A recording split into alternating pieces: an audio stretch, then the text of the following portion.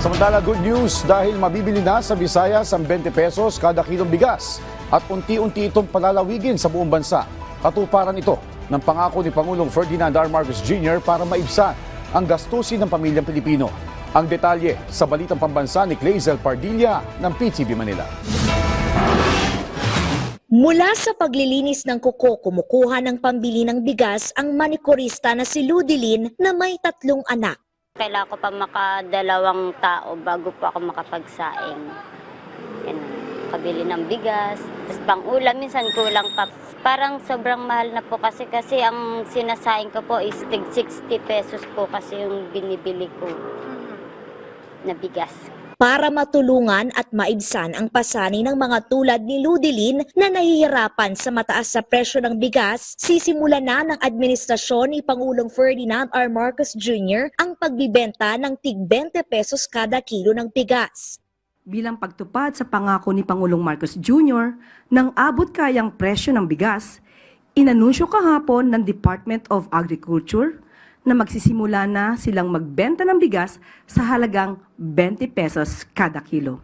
Uunahin ang Visayas Region kung saan marami ang supply ng NFA rice at unang nakipag-ugnayan ang mga lokal na pamahalaan. Pero palalawigin pa ito ng administrasyon at target ipatupad hanggang 2028. Ito po ay ipapatupad po talaga nationwide. At hindi lamang po ito ang naisin at aspirasyon ng ating Pangulo. At sa susunod pong taon, nanaisin po natin na mabigyan po ng sapat na pondo nang hindi na rin po kakailanganin ang anumang tulong mula sa LGUs. So, yan po ay bibigyan po ng pondo para po maibsan po talaga ang kahirapan sa pagbili po ng napakamahal na bigas.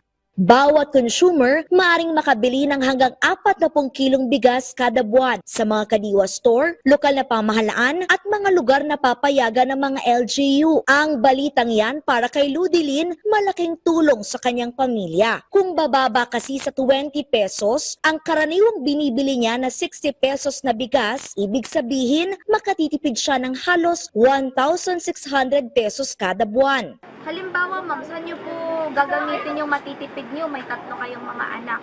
Pambili po ng ulam. Nakabili po ako ng mga school supplies ng mga anak ko. Tulad ngayon, malapit na yung pasukan. Para kay Ludilyn, ang programa ni Pangulong Marcos, salamin ng gobyernong nakikinig at nagmamalasakit. Sobrang saya siguro kasi hindi na kailangan ng maraming trabaho, hindi na kailangan maraming pagkudkud ng paa para makabili ng bigas, ganun. Kaya siguro sobrang saya ko po pagka natupad po niya yon na 20 pesos lang ang kilo ng bigas. Mula sa PTV Manila, Clazel Pardilla, Balitang Pambansa.